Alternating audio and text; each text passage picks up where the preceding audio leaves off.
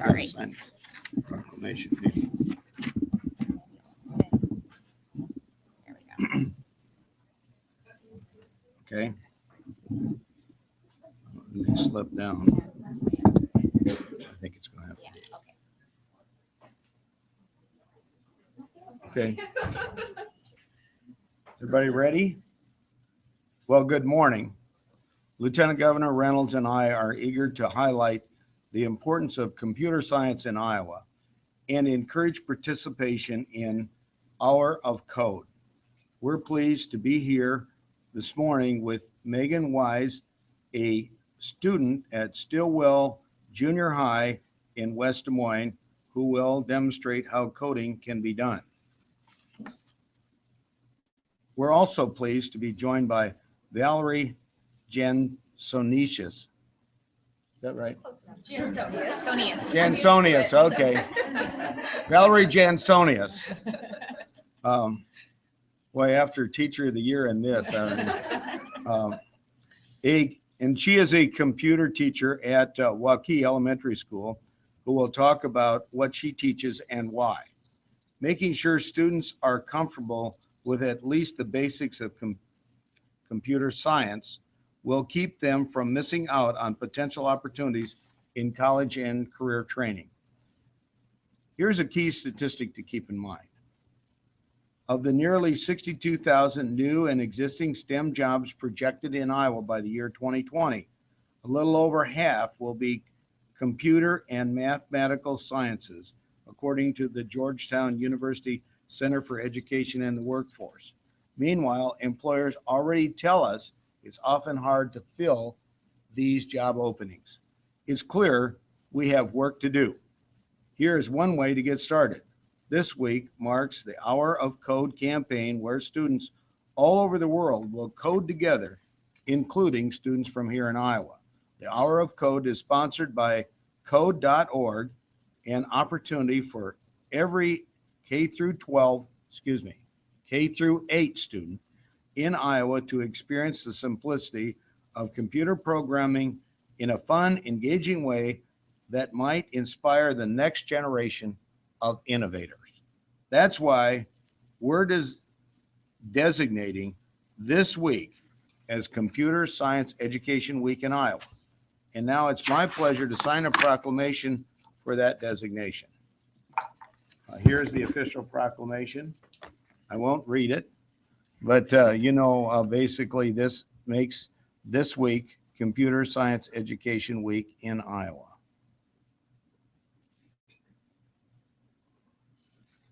And with that, I want to turn it over to our Lieutenant Governor, Kim Reynolds, who is the co-chair of the Governor's Advisory Council on STEM education.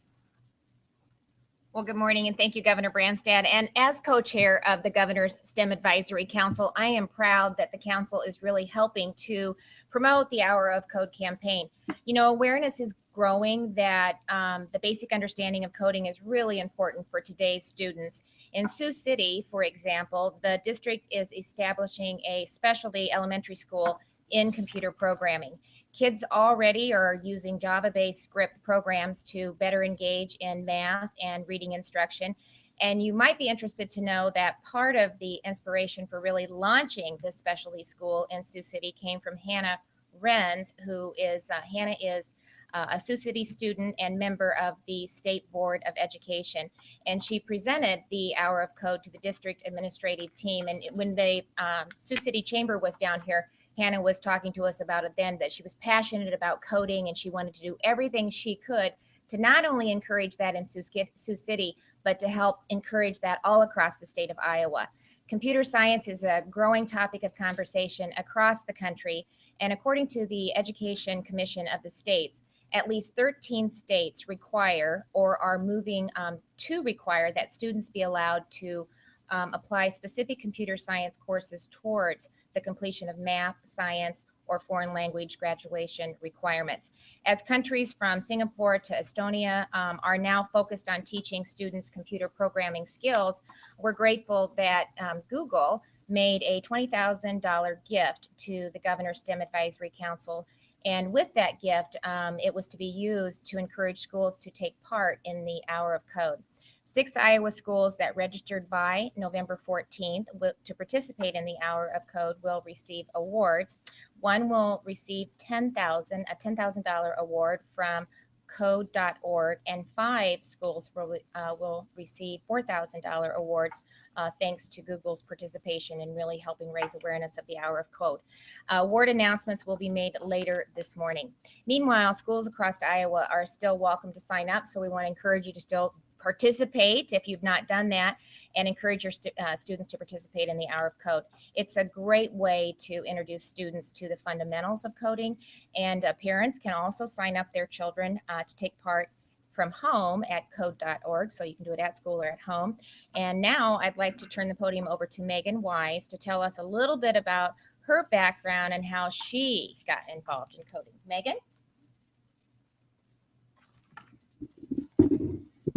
Hello, I'm Megan Weiss, and I'm 12 years old, and I'm in 7th grade at Stillwell Junior High in West Des Moines. Like most kids, I have a lot of different interests that I enjoy. I love playing soccer, basketball, and the saxophone. I also love making things work through coding or computer programming. I'm excited to be here and help kick off Computer Science Week in Iowa. I hope to show you how all ages can participate and learn. Some of you may be unsure as to what coding actually is.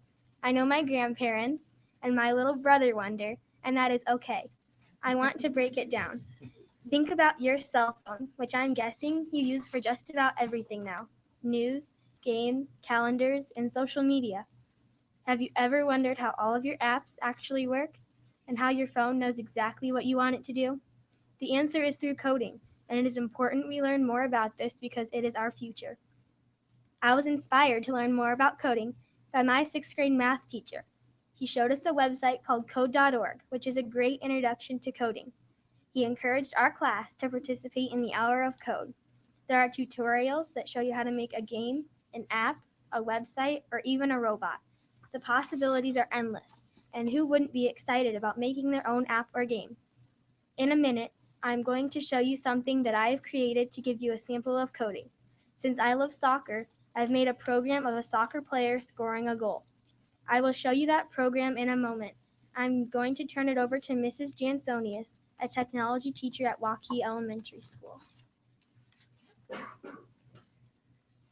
Thanks, Megan. I would like to start by thanking Governor Branstad and Lieutenant Governor for inviting Reynolds for inviting me to speak today. As Governor Branstad mentioned earlier, I am a kindergarten through 5th grade technology teacher at Waukee Elementary. But prior to that, I taught 2nd grade in the same district. And honestly, if someone had told me 2 years ago that I would be teaching students how to write code, I wouldn't have believed it. But at the beginning of the school year last year, a fellow colleague just told me about code.org, which others have mentioned. And I decided to just try it out with my students. And they really enjoyed it. One of them is here today as well. So some teachers across the state may be thinking that they would like to teach coding, but they don't really know where to start. And furthermore, how can they teach it if they never learned it themselves, which I didn't. So I can understand that hesitation because I felt it as well. However, I am reminded of a quote that I came across on Twitter the other day. A great teacher is someone who can learn from their students, who can learn with them, and who learns for them. So it's okay if, fellow teachers don't know about coding. And I think kids would love to know that their teacher's learning right alongside them. And again, that's the great thing about code.org is that there truly are lessons for all age levels. There are many other great resources available for elementary teachers. Megan's using Scratch, Tinker, Code Academy, and Code Avengers are a few others. There are many reasons why computer science, I truly think, should be taught at the elementary level. It helps students think critically and problem solve. And also, I believe strongly that kids should not just consume technology mindlessly, rather they should use it to create, again, like Megan is. So some of my students, though, wanted to share what they think about computer science because we've done code.org since last year. And 5th grader Elsa says that she likes it because she gets to experiment and problem solve. And first grader Colton came up to me after the first day of doing coding. He said, Mrs. Jansonius, I like it because I think it helps my brain problem solve. Like, you got it. So while I realize that not all of my students will grow up to be computer programmers, I do know that they will need to be risk takers and problem solvers. So that is why I teach coding at the elementary level. And I'll turn it back over to Megan. We're gonna move that over. Perfect. Thank you. Here's the program that I created through scratch.mit.edu. Scratch allows users to create a program where they can make characters act, talk, and move. Coding is all about practicing and not giving up. It is pretty much guaranteed that you will not get it perfect the first time. That is okay. Coding is more of trial and error. If something doesn't work, try again and again until you get it right. I could do this all day and keep scoring on the poor goalie. I'm going to make a few changes to the program to help the goalie block the goal. To do that, I just need to change the coordinates on the soccer ball to make it stop before it reaches the goalie's hands.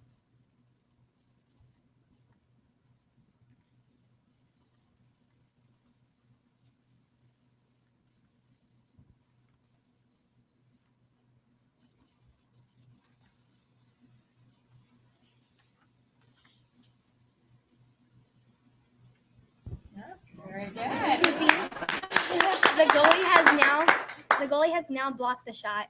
You can see how easy it is to make things happen when you know how to code. I hope you'll all be inspired to go home and participate in the Hour of Code. Thank you.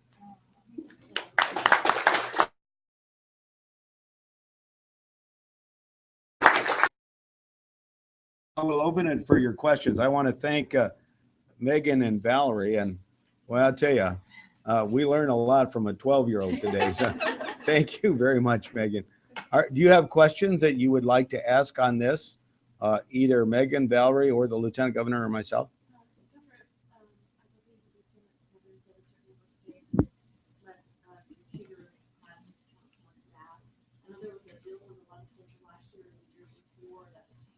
Something like this, or maybe it required computer science, but it didn't go anywhere. I mean, are you going to propose something like that? Well, as you know, we have in recent years really embarked on, and we've gotten great bipartisan support for STEM education.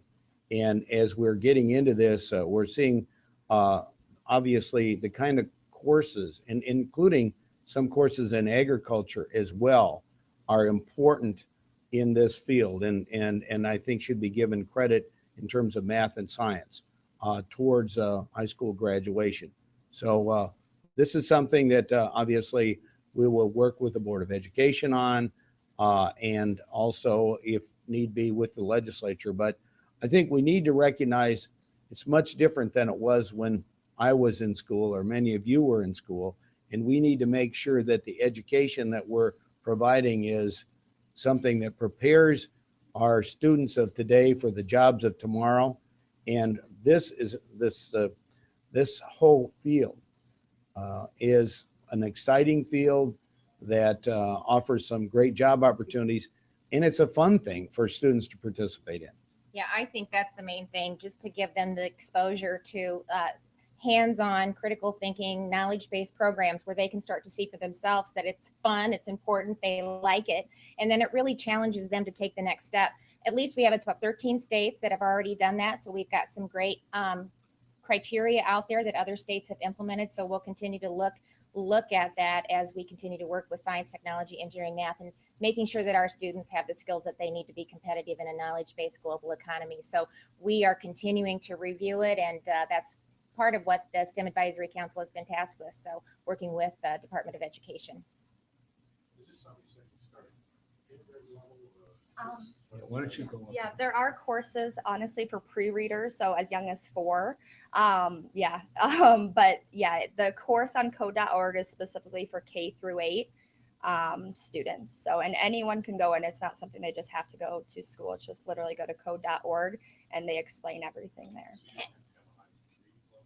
No, like, so with the first graders that I did it with, I mean, many of them are readers, but they have block arrows that they move around to problem solve, the puzzles. So they use that versus the more detailed wording in Scratch. So. And correct me if I'm wrong, but Yeah. I think the curriculum is actually, provided with code.org. Yes. So it's really meant to make it as seamless and as easy as it can for the teachers to encourage them to utilize the software. So Yeah. I just want to commend, I assume all of them are that way, Yes, but really absolutely. designed to help educators who are extremely busy and have very little time to really make it simple so that they can implement that into their existing curriculum. Yes. Yep. Other questions? Yes. I'm really excited about the curriculum, but is this something that you're going to need new teachers to it, or is this something that current teachers can already kind of teach the students? Well, I think maybe Valerie can answer that, but as she pointed out, she didn't have a background in this and she's able to teach it. So I think our current teachers can do this. Let me no, give you the chance to answer. No, without a doubt. Like I said, I taught second grade and it was something that I had never done before. And so obviously I think we should always be looking to hire teachers who have strength in those STEM areas. But I mean, any teacher could go online tonight, spend 15, maybe 20 minutes on code.org, get an iPad card or check, go to the lab and do it tomorrow with their kids. Really, truly. Other questions? Yeah, Yeah, absolutely. Megan. You step right- So what do you want to do with this when you grow up? Is it something that you might want to do as a profession or once you've done professional software? Maybe both, right? Yeah. What I would like to do when I grow up is I would like to be an architect, and architects need to know about STEM. They need to be skilled in science and technology and engineering and math. So yeah, I want to do this with my future. What's your message to other kids your age who think coding, wow, that sounds like, or even adults who think that's what you want to know? Well, coding is our future, so we should all learn to code because, like Governor Branstad said, in 2020, over 50% of the jobs will be in computer sciences. Is it easier than you thought it would be, or is it harder? Well, there's different difficulty levels. Code.org, there's blocks you drag over, and on Scratch it's a little more difficult because you put the coordinates in. So really anyone could do it. Does it challenge you to keep looking for that tougher, that next harder application? Yeah, it really challenges you. I'm 12. MEGAN. WEIS. Other questions? Well, we think this Thank is you. pretty exciting and, this is an example of what's going on in our schools today. And it shows how things are changing very dramatically and how coding is a very important skill set that can be learned. And, you can just go online.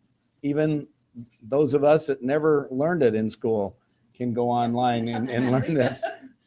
And in Megan's words, Right. it's our future, right? Coding is our future. So thank you. Okay, we would open it for other questions unless you have any other questions on this. I do want to thank both Megan and Valerie for joining us today and for doing this demonstration. Questions on other subjects you have today? Governor, you've been talking about fuel taxes or just Yeah. fuel, revenue for roads and how you would do that in the next session.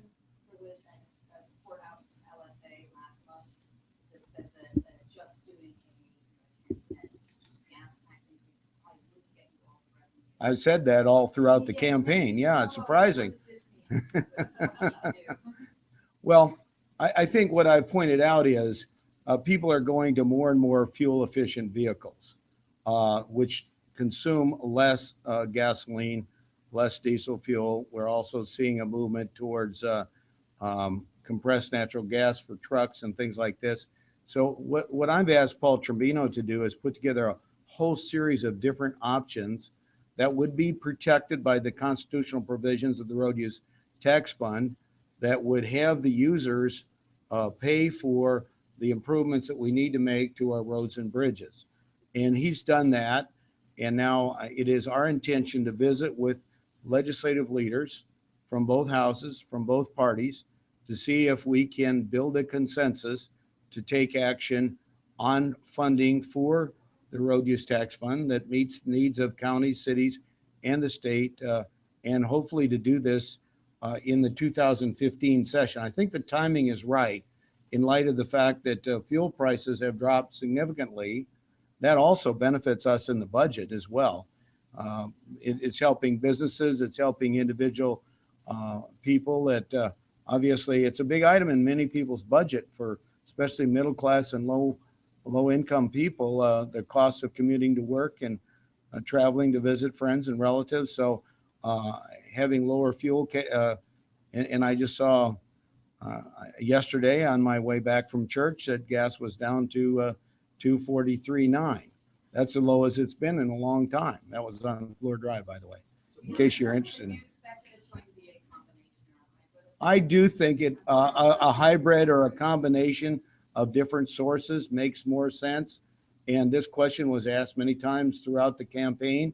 And I said that approach to me made a lot more sense. But I also understand it needs to have a bipartisan consensus, and we need to have support of both Democrats and Republicans in the House and Senate. And so that's why I intend to, I've already talked with Senator Gronstal, but I intend to talk with all the leaders, both in a majority and minority in the House and Senate, to see if indeed we can develop that consensus and take action on it this session. What are the best options or the elements of that? Well, I'm not going to try to dictate what those elements should be. I want it to be truly a bipartisan consensus and get input from all four caucuses in the legislature. I think that's the best way to try to get something done. And I think it needs to be done on a pay-as-you-go basis, not with borrowed money, and it needs to be protected by the constitutional provisions of the Road Use Tax Fund, so it can't be used for another purpose. Wouldn't it help start the conversation if you offered a proposal to start with? That would be a target to shoot at, and I think it would be much better if instead we approach it with an open mind and accepting input from all different persuasions on this issue. I've had some discussions, for instance, even with the people representing the truck stops, who you would think generally would be against this, but they also have some ideas of things that other states have done that we might consider. So I've tried to really approach it with very much an open mind, recognizing this is a difficult and challenging issue, but if we work together, I think we can get something done this year. Iowans for tax relief, I believe, the group that came out late last week opposing any kind of fuel tax increase. It probably won't be the last. Is there any concern on your part that it'll be those outside pressures on legislators that? Well, they're always, from happening? well, first of all, there's always going to be those different groups and different pressures on legislators not to act. But I think that looking at a more innovative approach and one that takes in mind the concerns of motorists and low income and middle income people who have a challenge meeting some of the costs of commuting to work. I think by approaching it in the way we are, I think it improves the chances of trying to get the bipartisan consensus we're looking for. The last time this was done, I think, I was governor at that time too, was 1988. And that's when we passed the Transportation 2000 initiative, which made it possible for us to develop a lot of these commercial industrial highway network that, you know, the Avenue of the Saints and the 4-lane highway that goes to Southwest Iowa, many other facilities we have across the state. What do you think of this advertising campaign that suggests that school buses full of children could perish on the front of the bridge? Well, I'm not going to comment on that. I mean, we've seen a lot of political ads, and I just encourage people to look at the merits of the issue. And so I've not been involved in the media advertising campaign, and I do think it's an issue that needs to be thoughtfully approached. And I think the way we're going about it, giving all four caucuses an opportunity for input and to be part of the solution makes sense. And what are your plans for New York this week? Any specific kind of companies that you have that you can go to Iowa? Well, this is an economic development trip. We have it's a busy schedule. We're leaving, I think, before 6 in the morning. So I'm going to be getting up extremely early, and we have a whole series of calls, primarily in the insurance and financial services industry. Our Economic Development Director, Debbie Durham, and Nick Gerhardt, who runs who is our insurance commissioner, will accompany me along with other economic development professionals from communities in the state of Iowa. But the calls we've got, I can't divulge the names of the companies. Many of these, some of them already have operations in Iowa. We hope they will expand their employment base and make additional investments. Others are prospects that we hope will choose Iowa. And we think we got a great story to tell. We've had success in previous missions like this, and we're very hopeful that we'll be there Tuesday, Wednesday, and Thursday morning. We're hopeful good things will come of it. The purpose of the trip to encourage the calls companies that are here to try to interact with people, talk about the insurance negotiations they may, or any part of this can be about the global insurance accelerator on the startup side. Well, as I mentioned, the insurance commissioner will be with us. And I think he has some additional calls into the ones that we're making together. But we do have a number of insurance companies that have already got operations in Iowa. We are hopeful they will look at expanding. Others will look at the very favorable insurance environment we have here. Also, financial services, another area that Iowa has some real strength in. And so we'll be calling on a number of companies in those fields and some other companies as well. Your wife is flying on the trip. Right. Any personal time dinner show? One night. Tuesday night, we haven't, but I think a lot of the other members of the delegation will join us for dinner. But other than that, it's pretty much wall-to-wall meetings throughout the time. And even on Wednesday night, we have a business dinner.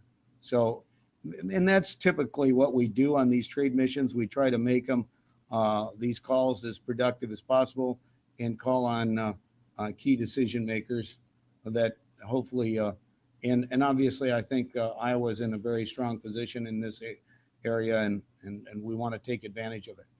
Back on the STEM thing quickly, options that you might look at would be letting computer science classes count towards math, or maybe mandating computer science. No, it can't towards it. And I mean, we're looking at all of the options, but that's what they've done in some of the other states is they've allowed computer science to qualify as a math course or a science course, so that's part of what we'll be doing as we continue to research this, take a look at what other states have done, take a look at some of the statistics they have, the metrics that they put in place. So all of the above, Joyce. In agriculture, we have a similar situation with biosciences as well. That's true. Yeah. So you've got this in the computer science side, you've got it in the bioscience side. We just want to make sure, a lot of what we've done in education is based on a model that's over 100 years old. So we're trying to update it and make sure that it is preparing the students of today for the jobs of tomorrow. All right, thank you, Governor. Thank you.